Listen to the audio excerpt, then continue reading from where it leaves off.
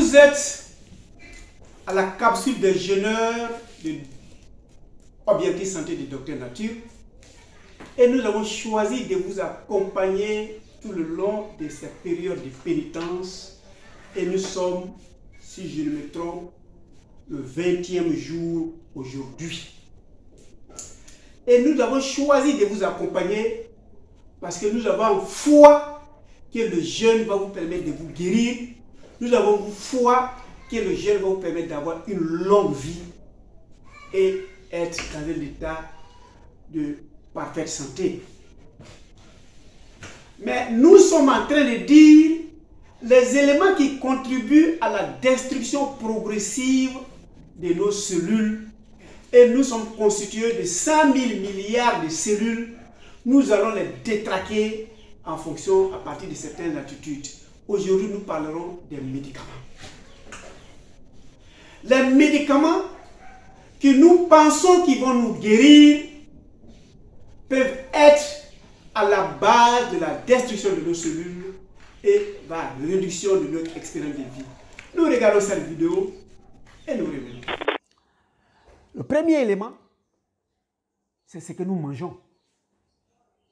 Les microbes se nourrissent des fruits et des légumes en quantité. Tant que ces microbes vont se nourrir des fruits et légumes en grande quantité, ces microbes vivront avec nous en bonne intelligence. Et il faut éviter tout ce qui est pesticides, herbicides, insecticides. Souvent, on croit qu'on est en train de tuer les moustiques de la maison. Donc, on pulvérise avec des insecticides. Oui, pendant que vous êtes en train de tuer des corps vivants qui sont les moustiques, vous allez inhaler ces microbes et ça va tuer dans votre flore intestinale certains microbes. Et ça va aussi tuer les microbes qui sont dans vos peaux. Ça va tuer les microbes qui sont sur vos cheveux.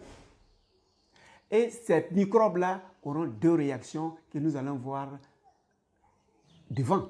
Ou bien ils deviennent parasites, c'est-à-dire ils ne nous servent pas du tout, ou bien ils deviennent très pathogéniques, c'est-à-dire nos ennemis qu'ils vont nous combattre. Troisième élément, il faut éviter le maximum possible tous les antiacides.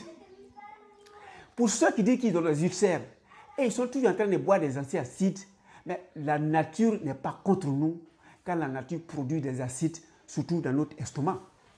Mais si vous prenez des antiacides, vous allez annuler leurs effets, vous allez inhiber l'action des microbes. Ces microbes vont avoir l'impression que nous les agressons et ces microbes risquent de devenir nos ennemis.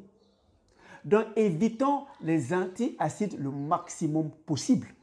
À suivre, il faut éviter tous les antibiotiques. On n'est pas dit de ne pas prendre des antibiotiques, mais attendez de tomber malade d'abord avant de s'offrir des antibiotiques. L'utilisation des antibiotiques qui sont contraires aux probiotiques, les probiotiques, c'est ce qui nourrit nos microbes qui sont dans nos corps, qui sont nos éléments. Mais si nous prenons des antibiotiques, évidemment, nous nous apprêtons à les détruire. Et en les détruisant, ils vont nous prendre comme des ennemis et ils vont essayer de contre-attaquer ou bien de se venger. Donc, on ne prend l'antibiotique que lorsque le médecin ou bien le praticien estime que ton état de santé ne va pas bien et un antibiotique, pendant un laps de temps, la prise va annihiler l'agression. Mais généralement, il y a maladie que lorsque nos microbes qui doivent nous défendre, que lorsque nos microbes qui sont là pour nous protéger, ne font plus leur boulot. Et généralement, c'est nous-mêmes qui avons participé à ça en prenant des antibiotiques à chaque instant. Évitons au maximum possible tous les produits cosmétiques que nous mettons sur notre corps en espérant que ça va nous rendre jolis. Parce que nous allons détruire les microbes qui sont sur notre peau, qui eux aussi, qui sont sur notre peau, ont leur boulot. Mais quand on commence à utiliser les produits cosmétiques dans le but de s'éclaircir, dans le but de se blanchir, nous allons agresser les microbes sur notre peau. Il y a des gens qui sont toujours en train d'utiliser des shampoings à ne pas en finir. Ils vont touffer, ils vont agresser les microbes sur leurs cheveux. Donc vous réalisez que ce que nous utilisons doit nous arranger. Et si ça nous arrange, évidemment, ça arrange le microbe. Mais si nous prenons des éléments en pensant que nous allons lutter contre les microbes, évidemment, les microbes qui sont nos amis, ces microbes-là deviendront nos ennemis ou bien seront des parasites qui ne nous serviront pas du tout et nous aurons toujours des difficultés de vie. Merci. Je pense bien que vous avez compris que certains médicaments ou bien 90% des médicaments qui sont censés nous guérir, si vous sortez le petit papier qui est à l'intérieur, qu'on appelle la notice, vous allez voir que celui qui a fabriqué le médicament a prévu l'indication, c'est-à-dire les capacités curatives de leurs médicaments. Mais à côté de ça, ils ont prévu une contre-indication dans les circonstances où on ne doit pas prendre. Ils ont prévu précaution d'emploi.